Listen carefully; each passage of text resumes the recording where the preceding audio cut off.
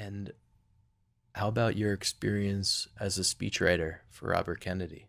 Uh-huh. Well,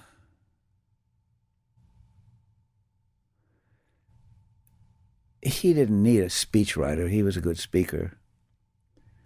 But sometimes I do some research for him. So when he's going to go to a new town, I could say, look, here's how they voted for John Kennedy, and here's what's going on in the town now, and here's what some of the issues are in the town now. So he'd have that in front of him before he'd talk.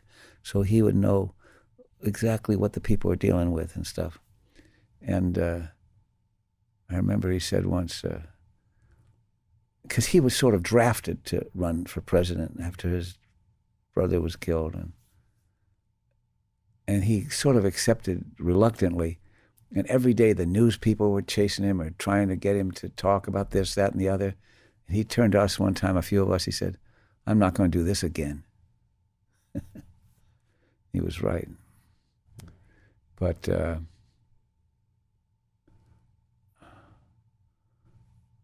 it knocked me off the train I was on when he was killed. I admired where he was doing with his life, what he was trying to do.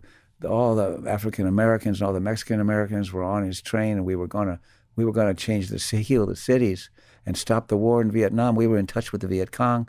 We were doing all sorts of things we were going to do for the good of this country, for the good of the world.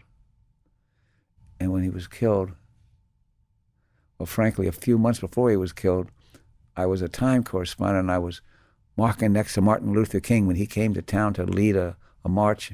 And everybody, when you were with Martin Luther King, man, whatever he says, you just can't help but love him. Then he was killed.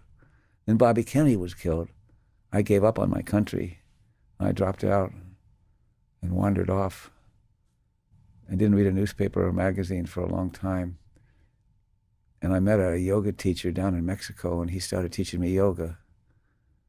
And I realized, this is good stuff. I better learn a little more about this stuff. And that's what I did. And that helped me get back to earth again.